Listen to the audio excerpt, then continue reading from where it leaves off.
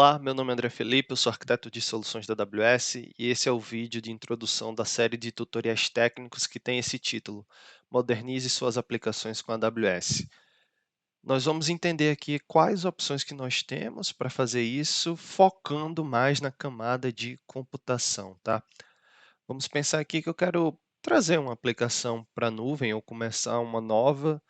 Existem aí vários modelos mentais que a gente pode explorar para tomar essa decisão de como fazer isso, mas vamos pensar aqui no nosso caso, né, de uma aplicação .NET.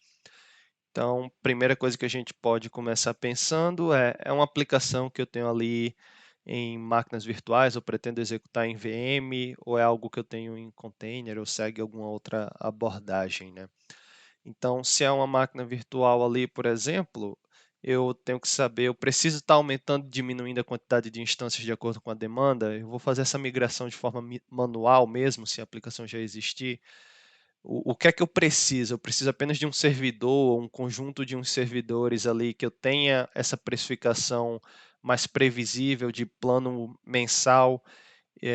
Outra pergunta que você tem que pensar, eu tenho conhecimento de redes, de balanceamento de carga, desses conceitos de AWS para provisionar isso no console, ou eu preciso de maior nível de abstração?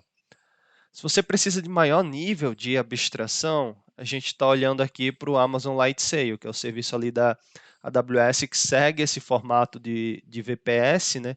E tem ali os planos de pagamento que começam com é, $3,50 por mês. Você clica ali, pode ter uma instância com Ubuntu, WordPress, Windows, até outras stacks de desenvolvimento como LAMP, né? Então, isso é executado, você tem ali uma interface mais abstrata em que você pode selecionar opções de balanceamento de carga, de firewall, tem um console para administrar a máquina. Tudo isso seguro, bem feito, mas nada muito sofisticado quando a gente pensa em escala, né? Então, o que você tem que pensar é que eu preciso de mais funcionalidades, como por exemplo auto-scaling, né? Então vou ter que pensar em uma alternativa. Eu vou implementar isso de forma manual, eu vou subir lá nas as instâncias, vou pensar nas configurações, eu vou implementar auto-scaling por conta própria. Se sim, você está pensando mesmo em EC2, fazer isso manualmente, né? Essa é a ideia aí do Amazon EC2, um dos serviços mais base ali da AWS. Se eu estou pensando em automatizar mais a minha migração, o funcionamento da minha aplicação, eu já vou para outro caminho. E esse novo outro caminho ali seria pensar num Elastic Beanstalk, né? Se você usa Java, aqui eu estou exemplificando, como eu falei, né? Eu estou exemplificando com .NET, mas existem aí as outras opções. Se você usa Java, PHP, Node, Python, for aplicação que usa Apache, Nginx, IIS, você pode ali fazer o upload do seu código e o Beanstalk que toma conta do deployment, do balanceamento de carga, da questão de monitoramento, como isso escala. Então você tem sua produtividade melhorada porque o serviço permite que você foque ali no código, na sua IDE, ao invés de pensar em configurar a máquina virtual, banco de dados, redes e esses componentes. Mas ainda assim, ele ainda vai provisionar EC2, ele vai provisionar os recursos que você ainda tem acesso, por exemplo.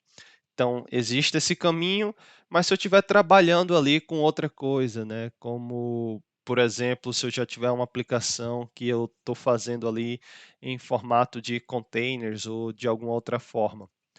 Aqui, usando como exemplo o .NET, né, eu teria que pensar agora se eu estou trabalhando com .NET Framework ou .NET Core, né? E por que isso? Porque o .NET Core eu posso usar em Linux ou Windows, e isso termina sendo um ponto importante, o sistema operacional, né? Porque se for .NET Core ou se for .NET Framework ou se for .NET Core em Windows, eu passo a pensar no mecanismo de orquestração desses containers. Eu tenho conhecimento em Kubernetes ou quero usar Kubernetes? Se sim, você consegue executar essa aplicação com o Amazon EKS, sendo executado ali em EC2, e legal que você consegue rodar containers Windows também.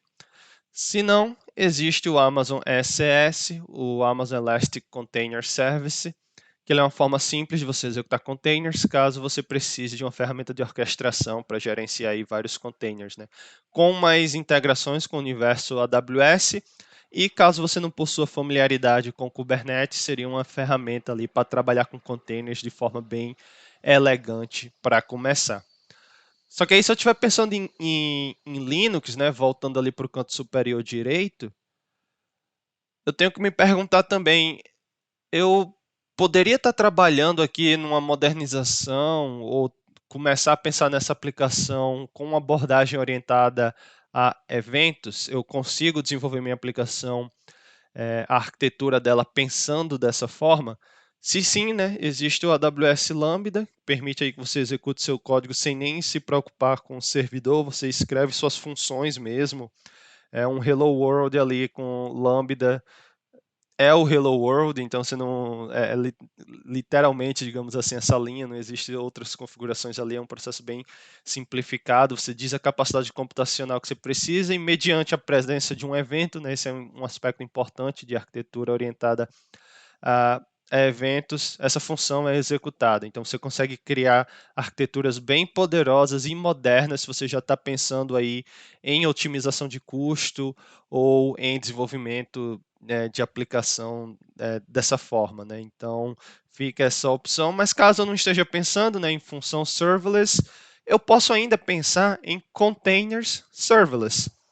Então, qual é a ideia? Eu tenho ali minha aplicação que ela tem ali as imagens Docker, né? Ou eu estou seguindo nessa abordagem por algum motivo. O Lambda, por exemplo, tem um limite do tempo de execução. Se a função demorar mais de, não pode demorar mais de 15 minutos, que é o limite, né? Então existem alguns trade-offs aqui que devem ser pensados. Mas caso eu queira apenas executar meus containers e ter essa portabilidade, nível de customização que a abordagem de containers oferece, eu tenho que perguntar, eu tenho nessa decisão de se eu quero usar os containers serverless. Então ali eu defino a capacidade computacional que eu quero para o meu container e a AWS que se resolva para provisionar isso, né? Então, se essa é a abordagem, o próximo passo, mais uma vez, é pensar na ferramenta de orquestração, né? Se for Kubernetes, a gente usa ali os containers sendo executados no Amazon Elastic Kubernetes Services, o Amazon EKS, nessa modalidade que é o AWS Fargate, que permite que você execute os containers serverless.